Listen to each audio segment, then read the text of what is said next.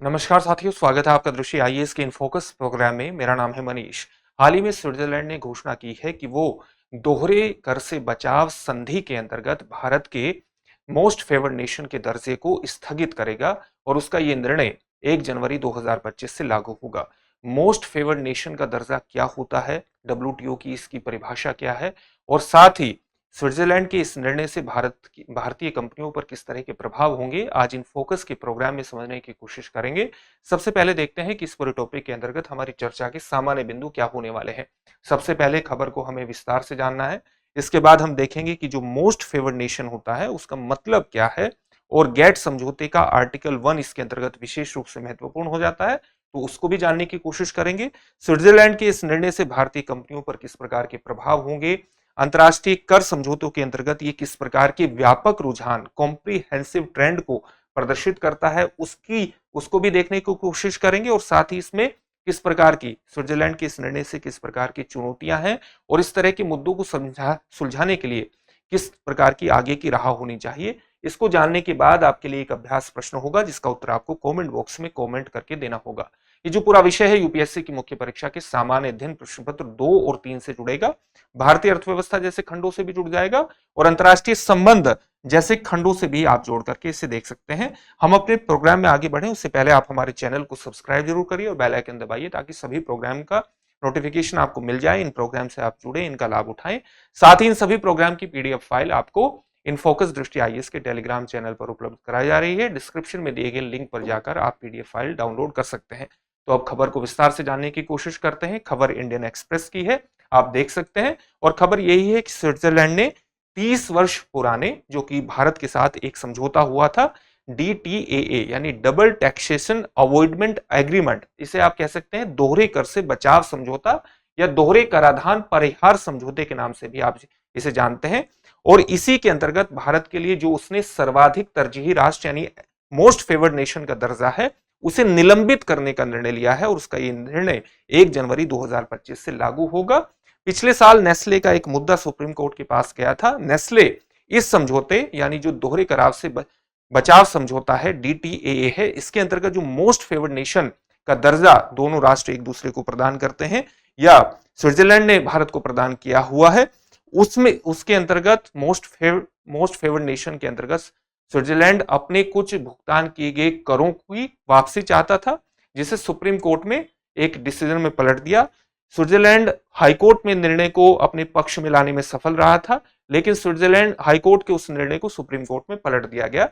तो यही ये पूरा मुद्दा था जिसमें पिछले साल नेस्ले से संबंधित एक मामले में सुप्रीम कोर्ट ने फैसला दिया था कि डीटीएए यानी डबल टैक्सेशन अवॉइडेंस एग्रीमेंट तब तक लागू नहीं किया जा सकता जब तक कि इसे इनकम टैक्स के तहत नोटिफाई न किया जाए। इसका मतलब क्या हुआ, आयकर अधिनियम के तहत स्पष्ट रूप से अधिसूचित किए जाने तक एमएफएन खंड यानी डीटीएए के अंतर्गत आने वाला जो मोस्ट फेवर्ड नेशन का खंड है वो स्वतः लागू नहीं हो सकता जब तक कि वो इनकम टैक्स का जो धारा 90 है उसके अंतर्गत नोटिफाई न हो जाए। इसका सीधा सा मतलब यह है कि भारत और स्विट्जरलैंड के बीच जो डबल टैक्सेशन अवॉइडेंस एग्रीमेंट है उसका मोस्ट फेवर्ड नेशन का जो टैग है वो तब लागू होगा जब वो इनकम टैक्स एक्ट के धारा 90 के तहत नोटिफाई हो जाए। अगर वो नोटिफाई नहीं है तो वो स्वतः रूप से लागू नहीं हो सकता।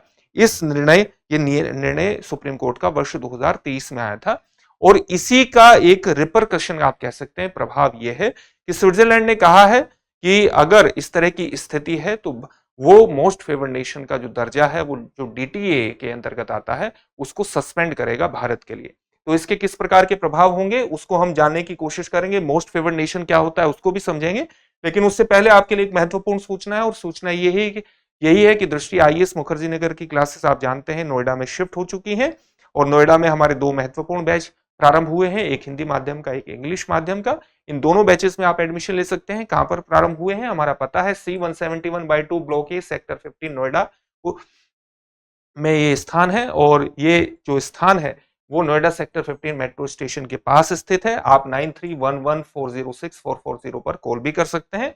प्रयागराज और लखनऊ में भी हमारे 2 महत्वपूर्ण बैच यूपीएससी के हिंदी माध्यम के जीएस फाउंडेशन बैच प्रारंभ होने वाले हैं। प्रयागराज में ये बैच 2 जनवरी 2025 से प्रारंभ होगा, जिसका समय होगा शाम को 6 बजे, और लखनऊ में ये बैच 23 दिसंबर 2024 से प्रारंभ हो रहा है, जिसका समय होगा सुबह 11:30 बजे।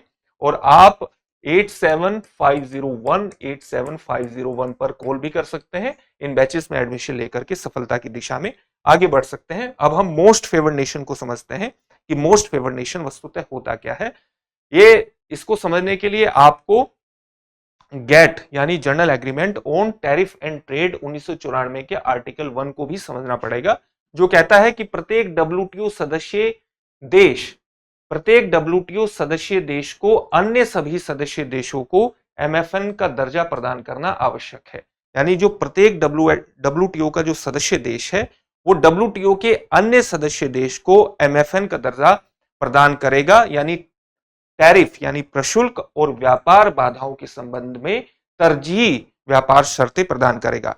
यहां प्रेफरेंशियल इसको नहीं मान लिया जाना चाहिए। सामान्य तौर से जब हम मोस्ट फेवर्ड नेशन की बात करते हैं, तो जब हम सबसे पसंदीदा राष्ट्र की बात करते हैं, तो इसका मतलब मान लिया जाता है कि व्यापार के अंतर्गत किसी न किसी प्रकार की तरजीह दी जाएगी, विशेष शर्तें रखी जाएंगी।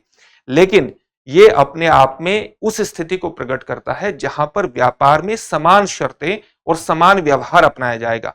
इस बात को विशेष तौर से ध्यान में रखिएगा, और ये लाइन यहां पर लिखी भी गई है कि जो सबसे पसंदीदा शब्द है ये विरोधाभास को प्रकट करता है, लेकिन डब्ल्यूटीओ में इसका वास्तव में गैर भेदभाव का अर्थ है। यानी किसी भी देश के साथ व्यापार के अंतर्गत प्रशुल्क के अंतर्गत भेदभाव नहीं बरता जाएगा, सबके साथ समान व्यवहार समान शर्तें सुनिश्चित की जाएंगी व्यापार के अंतर्गत। ये इसका सीधे तौर पर अर्थ है।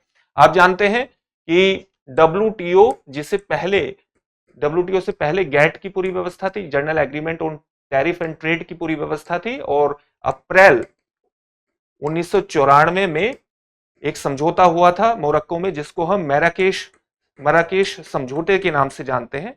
और मराकेश समझौता, इसको ऐसे भी लिखा जाता है मराकेश समझौता, इस समझौते के नाम से हम इसको जानते हैं। इंग्लिश में इसको ऐसे लिखा जाता है, मराकेश समझौता है। और इस समझौते के तहत ही डब्ल्यूटीओ अस्तित्व में आया था। यह समझौता अप्रैल 1994 में हुआ था, और यह समझौता लागू कब हुआ? 1 जनवरी 1995 में लागू हुआ था, जिस दिन डब्ल्यूटीओ अस्तित्व में आया। तो इसी के अंतर्गत इस तरह की मोस्ट फेवर्ड नेशन की बात की गई है कि व्यापार एक सदस्य देश, डब्ल्यूटीओ का एक सदस्य देश दूसरे अन्य सदस्य देश के साथ समान व्यवहार प्रशुल्क और व्यापार के अंतर्गत बरतेगा। इसका सीधा सा मतलब यही है। डब्ल्यूटीओ एकमात्र वैश्विक अंतर्राष्ट्रीय संगठन है जो राष्ट्रों के बीच व्यापार के नियमों से निपटता है, ये बात आप जानते हैं। और डब्ल्यूटीओ में सदस्य देशों की संख्या वर्तमान में कितनी है? 164 सदस्य देश हैं, यानी बहुत कम ऐसे देश हैं जो इससे बाहर हैं, और लगभग सभी इंपोर्टेंट देश इसके हिस्से बने हुए हैं। और यही कारण है कि अंतर्राष्ट्रीय व्यापार का 98% डब्ल्यूटीओ के सदस्य देश एक तरह से प्रतिनिधित्व करते हैं उसका। इसका प्राथमिक उद्देश्य यही है कि सभी के लाभ के लिए व्यापार को खोला जाए, उसको ओपन किया जाए। तो हमने एमएफएन का दर्जा समझ लिया। अब हम देखते हैं कि जो स्विट्जरलैंड ने निर्णय लिया है कि भारत के साथ उसका जो डबल टैक्सेशन अवॉइडेंस एग्रीमेंट है, उसके तहत वो एमएफएन का दर्जा भारत का समाप्त करेगा। तो भारतीय कंपनियों पर इसका एक सीधा प्रभाव ये होगा कि अभी तक वो एक कम दर चुका रही थी अपने लाभांश पर, 5% की कम दर से वो अपना लाभांश पर कर चुकाती थी। अब ये लाभांश पर जो कर है वो 10% का उन्हें चुकाना पड़ेगा। तो स्विट्जरलैंड में कार्यरत भारतीय कंपनियों को ये उच्च कर दर का सामना करना पड़ेगा। इससे उनकी कॉम्पिटिटिवनेस यानी उनकी जो प्रतिस्पर्धात्मकता है वो कम हो सकती है। तो इसका तुरंत प्रभाव ये पड़ सकता है। और विशेष रूप से किन सेक्टर्स पर इसका प्रभाव हो सकता है? जैसे फाइनेंशियल सेक्टर्स पर इसका प्रभाव हो सकता है।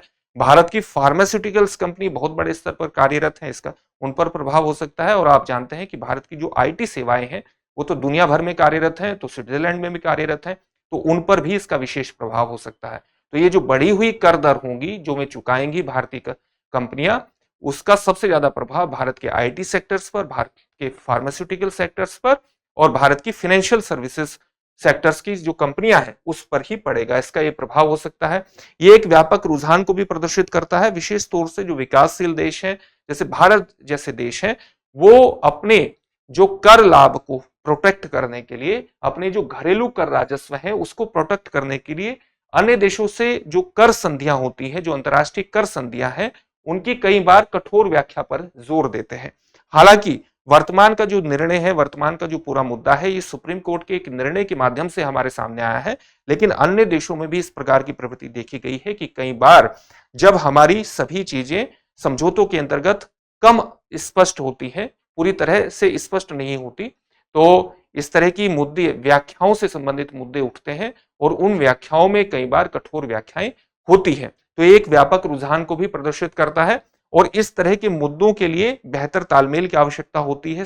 खासतौर से संधि भागीदारों के बीच एक बेहतर तालमेल होना चाहिए और सभी समझौतों में एक स्पष्टता होनी चाहिए, ताकि जो अंतर्राष्ट्रीय कर ढांचा है उसमें एक प्रिडिक्टेबिलिटी यानी एक पूर्वानुमान, एक समानता, इक्वालिटी और स्थिरता यानी स्टेबिलिटी सुनिश्चित हो सके। तो ये डिमांड की जाती है। किस प्रकार की चुनौतियां आएंगी अगर एमएफएन का जो मोस्ट फेवर्ड नेशन का निलंबन हो जाता है? तो चुनौती यही है कि भारत के विभिन्न सेक्टर्स, विशेष तौर से जैसा कि अब आपको बताया गया था, फाइनेंशियल सर्विसेज, आईटी सेक्टर और फार्मास्यूटिकल क्षेत्रों में भारतीय व्यवसायों के लिए चुनौतियां उत्पन्न हो ही सकती हैं और विशेष तौर से इसलिए भी हो सकते हैं क्योंकि ये क्षेत्र जो है अंतर्राष्ट्रीय कर संधियों पर निर्भर रहते हैं। विभिन्न देशों में इसका समाधान किस प्रकार से हो सकता है? समाधान यही है कि जो भी कर समझौते होते हैं उनकी भाषा स्पष्ट हो और उनकी व्याख्याओं में भी एक तरलता अपनाई जाए, और यानी एक फ्लेक्सिबिलिटी का तत्व अपनाया जाना चाहिए। विदेशों में भारतीय फर्मों के हितों की सुरक्षा के लिए विशेष रूप से महत्वपूर्ण है कि संधियों की जो प्रावधान है बिल्कुल स्पष्ट हो और उनकी जो व्याख्या है वो समकालीन व्यावसायिक जो आवश्यकताएं हैं, जो प्रोफेशनल नीड्स हैं, उसके हिसाब से उनकी आवश्यकताओं को निर्धारित किया जाना चाहिए।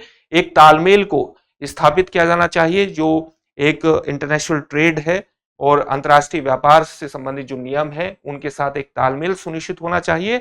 और जिन भी देशों के साथ, चाहे वो द्विपक्षीय संधियां हो चाहे अंतर्राष्ट्रीय संधियां हो, उनके साथ एक प्रकार से बातचीत के माध्यम से इस तरह के मुद्दों का समाधान होना चाहिए। तो इस तरह की चुनौतियों का समाधान मुख्य रूप से यही है। इससे संबंधित एक प्रश्न देखेंगे, लेकिन उससे पहले आपके लिए एक महत्वपूर्ण सूचना यह भी है कि इंटीग्रेटेड गाइडेंस प्रोग्राम संभव 2024 की सफलता को ध्यान में रखते हुए दृष्टि संस्थान आपके लिए संभव 2025 लेकर के आया है, जिसमें आपको मिलेगा 10 दैनिक अभ्यास प्रश्न विगत वर्ष के प्रश्नों के गहन विश्लेषण पर आधारित, 2 दैनिक मेंस अभ्यास प्रश्न, विस्तृत विवरण और वास्तविक समय रैंकिंग, सामान्य अध्ययन एवं समसामयिक विषयों की संपूर्ण कवरेज। सभी उम्मीदवारों के लिए इसका ओपन एक्सेस रहेगा, तो इस प्रोग्राम से भी आप जुड़ सकते हैं और सफलता की दिशा में आगे बढ़ सकते हैं। एक प्रश्न है आपके लिए, मोस्ट फेवर्ड नेशन का वास्तविक अर्थ क्या है?